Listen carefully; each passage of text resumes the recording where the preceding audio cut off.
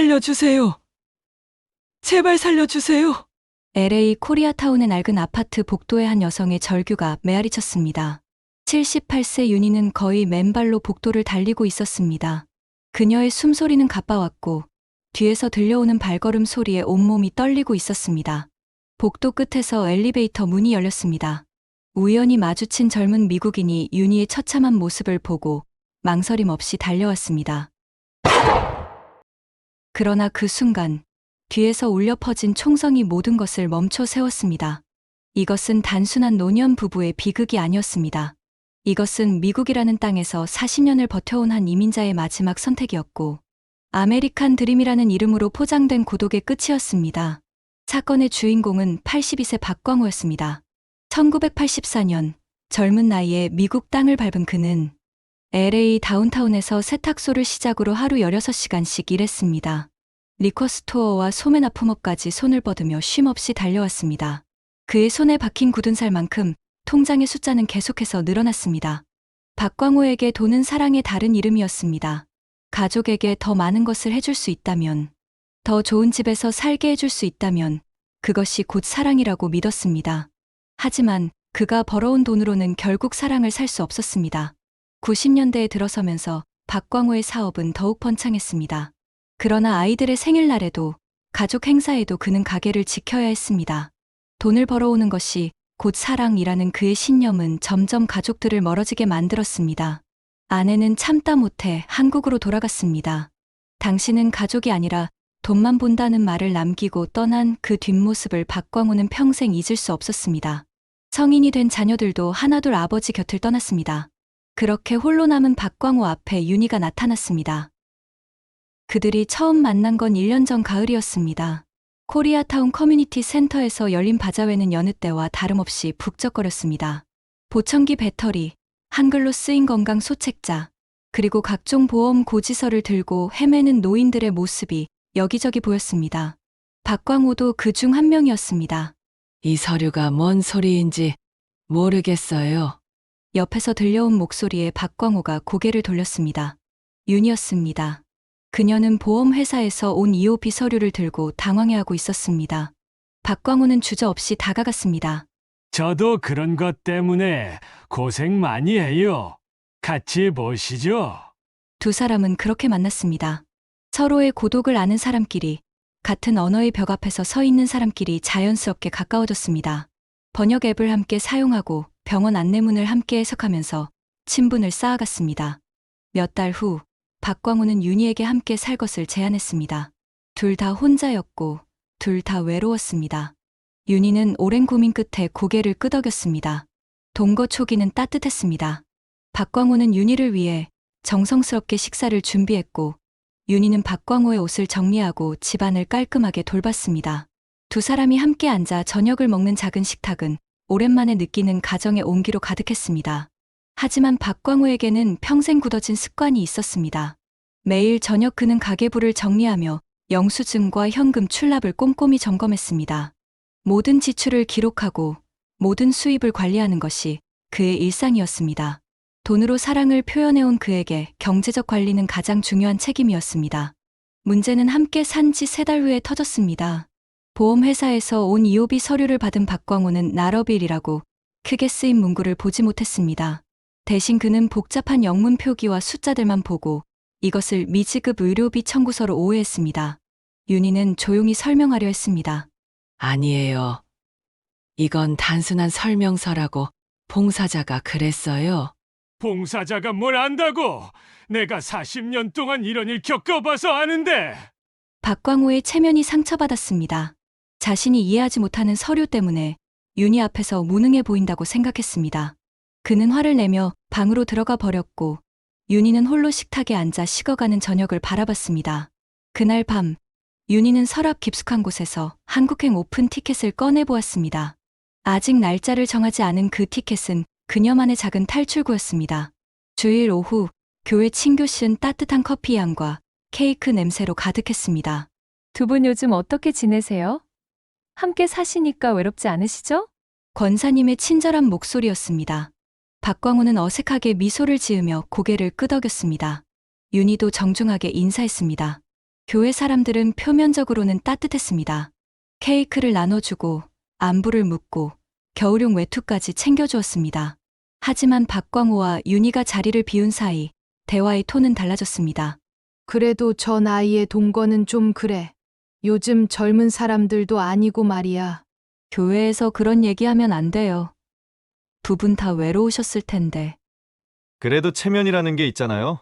속삭이는 목소리들이 친교실 구석구석을 맴돌았습니다. 온정과 소문은 한 공간에서 동시에 존재했습니다. 박광호는 이런 분위기를 민감하게 느꼈습니다.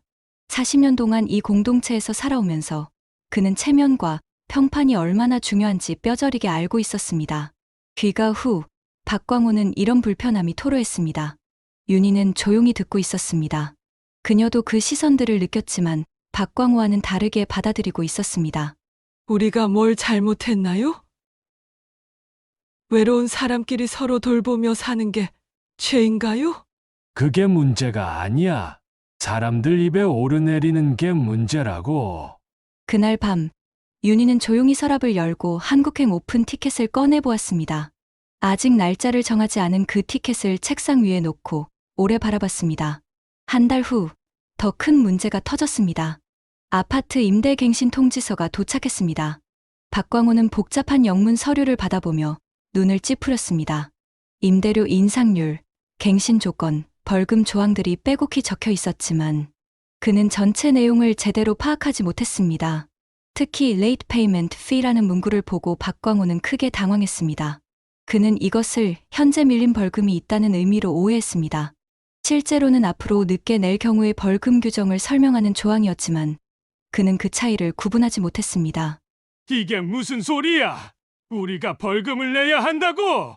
박광호는 흥분했습니다. 그의 목소리가 높아졌고 얼굴이 빨갛게 달아올랐습니다.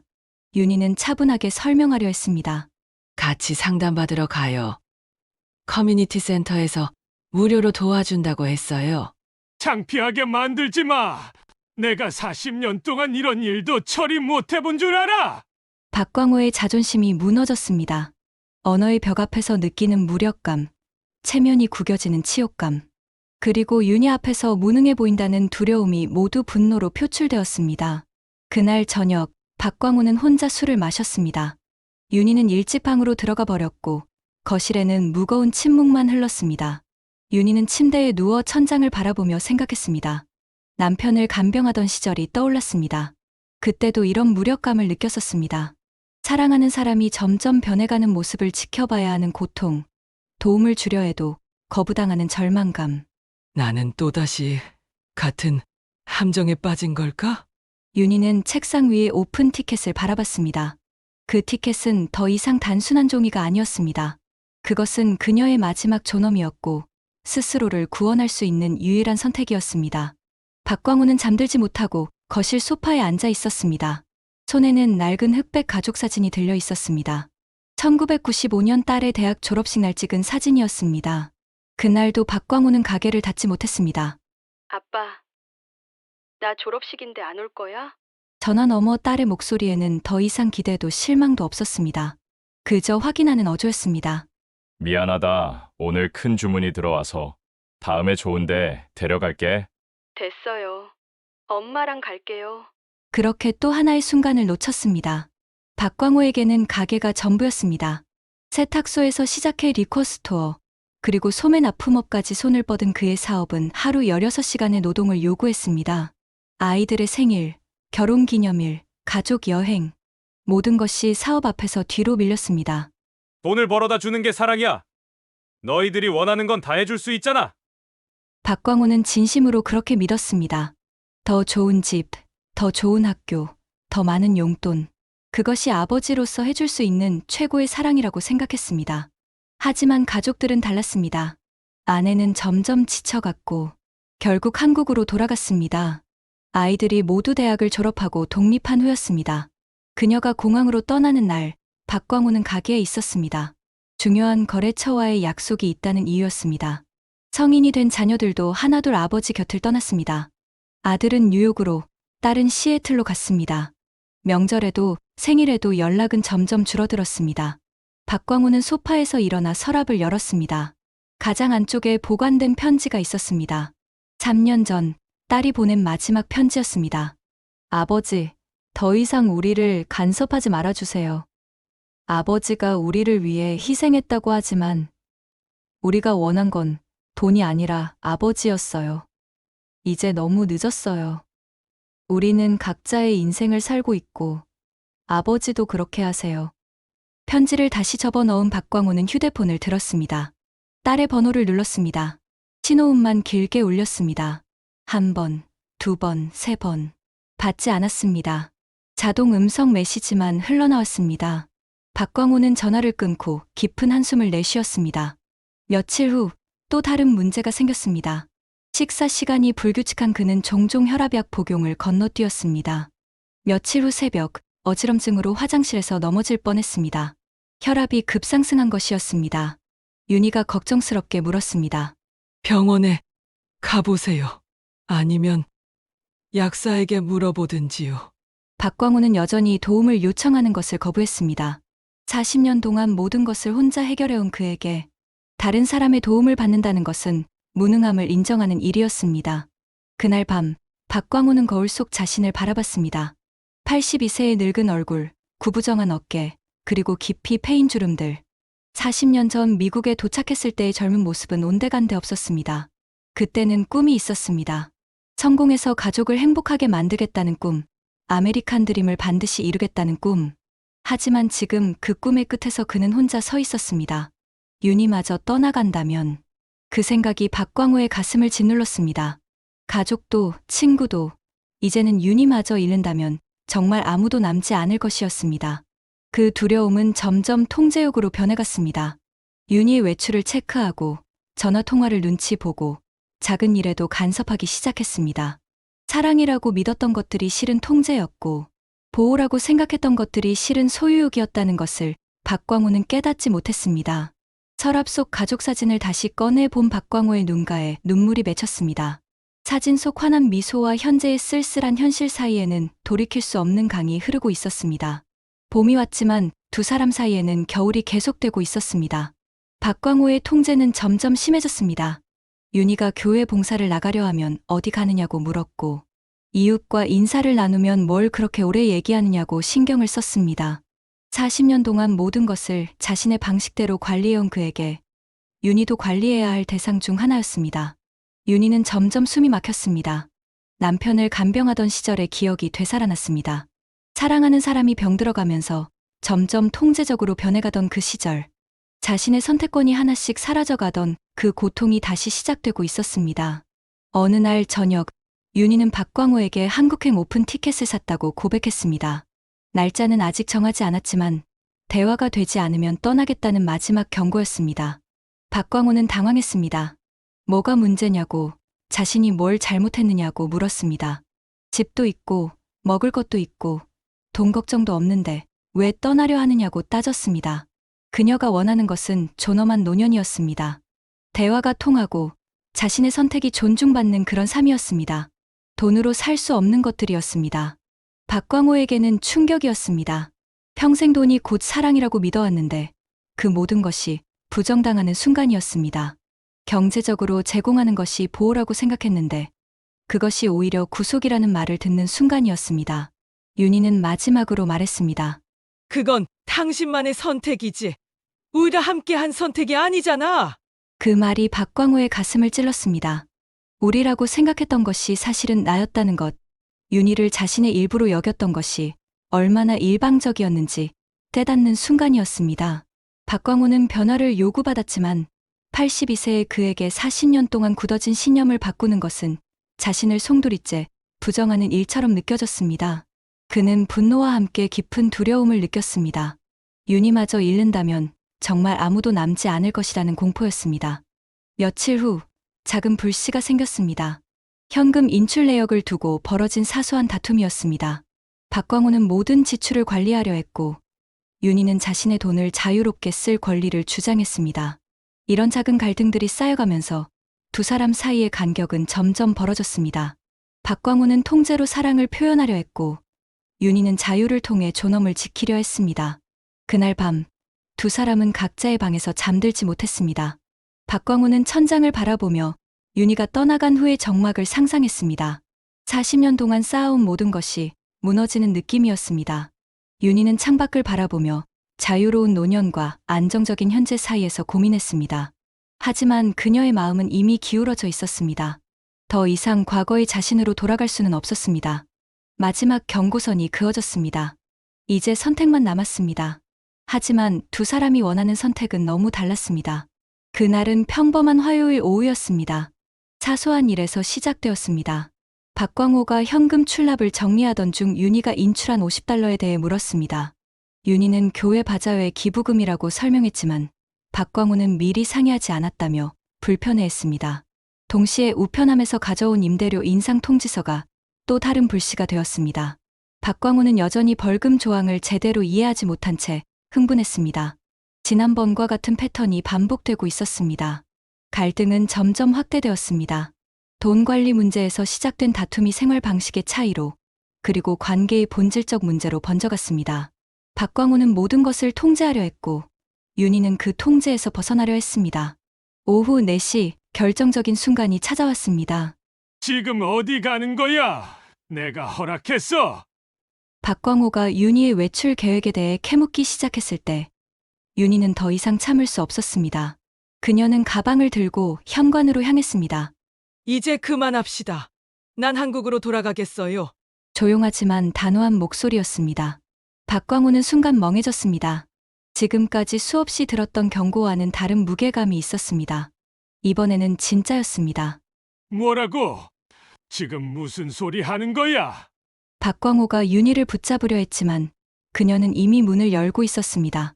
곁에 아무도 남지 않았던 박광호에게 윤희가 떠난다는 것은 세상이 무너지는 느낌이었습니다. 가지마. 어디 갈 데도 없으면서. 박광호의 절규가 복도에 울려 퍼졌습니다. 하지만 윤희는 돌아보지 않았습니다. 그녀는 엘리베이터를 향해 걸어갔습니다. 그 순간 박광호의 이성이 끊어졌습니다. 평생 쌓아온 모든 것이 무너지는 공포, 또다시 혼자 남겨질 것이라는 두려움, 그리고 자신의 방식이 완전히 부정당했다는 굴욕감이 폭발했습니다. 박광호는 서랍에서 오래전 가게 보안을 위해 구입했던 권총을 꺼냈습니다. 그의 손은 떨리고 있었고 눈은 이미 현실을 제대로 보지 못하고 있었습니다. 윤희가 엘리베이터 앞에서 버튼을 누르는 것을 본 박광호는 복도로 뛰쳐나갔습니다. 그 순간 윤희도 돌아섰습니다. 박광호의 손에 든 것을 본 그녀의 얼굴이 창백해졌습니다. 하지만 박광호는 더 이상 듣지 못했습니다. 82세 노인의 마지막 이성이 무너지는 순간이었습니다. 윤희는 엘리베이터를 포기하고 계단 쪽으로 달리기 시작했습니다. 살려주세요. 제발 살려주세요. 윤희의 절규가 아파트 복도 전체에 울려 퍼졌습니다. 그녀는 거의 맨발로 복도를 달렸습니다. 78세의 몸으로는 한계가 있었습니다. 뒤에서 박광호의 발걸음 소리가 점점 가까워졌습니다. 복도 끝에서 박광호가 윤희를 따라잡았습니다. 윤희는 벽에 등을 대고 서서 떨고 있었습니다. 감히 나를 두고 떠나겠다고! 박광호의 목소리에는 분노와 절망이 뒤섞여 있었습니다. 하지만 윤희는 고개를 저었습니다. 계속 이렇게 살 순 없어. 그녀의 마지막 말이었습니다. 첫 번째 총성이 울렸습니다. 윤희는 복도 바닥에 쓰러졌습니다. 박광호는 자신이 무슨 일을 저질렀는지 순간 깨달았지만 이미 돌이킬 수 없었습니다. 바로 그때 1층에서 올라오던 젊은 미국인이 나타났습니다. 대학생으로 보이는 그 청년은 우버 운전과 배달 일을 병행하며 생활비를 벌고 있었습니다. 복도에 쓰러진 윤희를 발견한 그는 즉시 달려왔습니다. 청년은 휴대폰을 꺼내며 윤희를 도우려 했습니다. 그는 출혈 부위를 지혈하며 구급차를 불렀습니다. 그가 할 수 있는 최선의 행동이었습니다. 하지만 박광호의 눈에는 그 청년이 자신의 범죄를 신고하는 방해물로만 보였습니다. 이미 이성을 잃은 상태에서 그는 또 다른 충동적 선택을 했습니다. 두 번째 총성이 울렸습니다. 청년은 어깨에 총상을 입고 쓰러졌습니다. 복도 곳곳에서 문이 열리기 시작했습니다. 이웃들의 비명소리가 들렸고 누군가는 911에 신고하는 소리도 들렸습니다. 박광호는 그제야 현실을 직시했습니다. 자신이 사랑한다고 믿었던 윤희를 죽였고 무고한 청년까지 다치게 했습니다. 40년 동안 쌓아온 모든 것이 한순간에 무너졌습니다. 그는 뒤도 돌아보지 않고 계단으로 도망쳤습니다. 사이렌 소리가 멀리서 들려오기 시작했습니다. 그가 평생 쌓아 올린 것은 벽이었습니다. 사랑이라고 믿었던 통제, 보호라고 생각했던 소유욕, 그리고 성공이라고 여겼던 고립. 모든 것이 비극으로 끝났습니다. 윤희가 원했던 것은 단순했습니다. 존엄한 노년, 대화가 통하는 관계, 선택이 존중받는 삶. 하지만 박광호는 끝까지 자신의 방식만을 고집했고 그 결과는 돌이킬 수 없는 비극이었습니다. 코리아타운의 한 아파트 복도에서 아메리칸 드림을 꿈꾼 한 남자의 긴 여행이 최악의 방식으로 막을 내렸습니다. 박광호는 떨리는 손으로 차 시동을 걸었습니다. 사이렌 소리가 점점 가까워지고 있었습니다. 구급차와 경찰차가 아파트로 몰려오는 소리였습니다. 박광호는 악셀을 밟고 그 현장을 벗어났습니다. 하지만 그 어디로 가든 윤희의 마지막 모습이 따라왔습니다. 밤이 깊어갔습니다. LA의 프리웨이를 달리며 박광호는 방금 전 일어난 일이 현실인지 믿을 수 없었습니다. 자신의 손으로 윤희를 죽였다는 사실, 자신을 바라보던 그녀의 마지막 눈빛이 잊혀지지 않았습니다. 새벽 4시, 박광호는 한적한 도로변에 차를 세웠습니다. 엔진을 끄자 깊은 침묵이 찾아왔습니다. 그 침묵 속에서 윤희의 목소리가 메아리쳤습니다. 박광호는 핸들에 머리를 기댔습니다. 눈물이 흘러내렸습니다. 82세가 되어서야 처음 흘리는 진정한 후회의 눈물이었습니다. 사랑한다면서 통제했고 보호한다면서 소유하려 했습니다. 대시보드 위에는 언제나 그 자리에 있던 흑백 가족 사진이 놓여 있었습니다. 박광호는 그 사진을 집어들었습니다. 딸의 대학 졸업식 날, 자신은 참석하지 못했지만 가족들이 함께 찍은 사진이었습니다. 사진 속 아내의 미소를 바라보며 박광호는 그녀의 마지막 말을 떠올렸습니다. 당신은 가족이 아니라 돈만 봐요. 이제야 이해했습니다. 가족이 원한 것은 돈이 아니라 관심이었고 선물이 아니라 시간이었습니다. 더 좋은 집이 아니라 따뜻한 대화였습니다. 하지만 박광호는 40년 동안 그것을 깨닫지 못했습니다. 윤희에게도 똑같은 실수를 반복했습니다. 집과 음식과 경제적 안정을 제공하면 그것이 사랑이라고 믿었습니다. 하지만 그녀가 진정 원한 것은 동등한 파트너로서 존중받는 것이었습니다. 왜 내 곁에는 아무도 없는 거지? 이제 그 답을 알 것 같습니다. 사랑을 주는 방법을 몰랐기 때문일 것입니다. 40년 동안 돈으로 사랑을 대신하려 했고 통제로 관심을 표현하려 했습니다. 그 결과 가족을 잃었고 마지막에는 윤희마저 자신의 손으로 죽였습니다. 박광호는 무고한 청년까지 다치게 한 것을 떠올렸습니다. 윤희를 도우려던 선량한 사람이 자신 때문에 피를 흘렸습니다. 그것마저도 자신의 이기심과 통제욕이 낳은 결과였습니다. 차창 밖으로 새벽의 희미한 빛이 비치기 시작했습니다. 또 다른 하루가 시작되고 있었지만 박광호에게는 더 이상 내일이 없었습니다. 그는 가족 사진을 가슴에 꼭 안았습니다. 40년 전 미국에 도착했을 때의 꿈들이 떠올랐습니다. 아메리칸 드림이라고 불렀던 그 희망들, 가족을 행복하게 만들겠다던 다짐들. 하지만 그 꿈의 끝에서 그는 살인자가 되어 홀로 서 있었습니다. 박광호는 마지막 선택을 했습니다. 더 이상 아무도 다치게 하지 않기 위해, 윤희에게 마지막으로 할 수 있는 속죄를 위해 그는 스스로 모든 것을 끝내기로 했습니다. 새벽 5시, 한적한 도로변에서 82세 이민자의 긴 여행이 마무리되었습니다. 그의 손에는 여전히 가족 사진이 들려 있었고 그 사진 속 미소들은 영원히 1995년에 머물러 있었습니다. 아메리칸 드림은 끝났습니다. 그러나 그것이 과연 꿈이었는지 아니면 긴 악몽이었는지는 아무도 알 수 없었습니다. 단지 사랑하는 방법을 배우지 못한 한 남자의 비극적 결말만이 남았을 뿐이었습니다. 며칠 후 아파트 복도는 언제 그랬냐는 듯 조용했습니다. 폴리스 라인은 걷혀졌고 피 자국도 지워졌습니다. 하지만 그날의 충격은 쉽게 사라지지 않았습니다.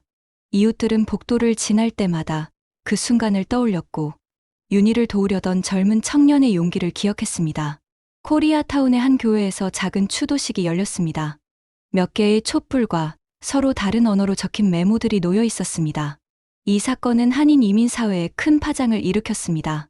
40년을 미국에서 잘 살아왔다 여겨졌던 박광호의 비극적 결말은 많은 이들에게 깊은 성찰의 기회가 되었습니다. 도움은 늘 문 앞까지 왔지만 그는 문을 열지 않았습니다.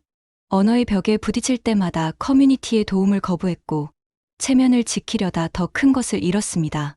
성공을 다시 정의하지 못한다면 우리 모두의 노년은 같은 균열 위에 서게 될 것입니다. 경제적 성취가 인생의 전부가 아니라는 것. 진정한 사랑은 통제가 아닌 존중에서 시작된다는 것을 깨달아야 합니다.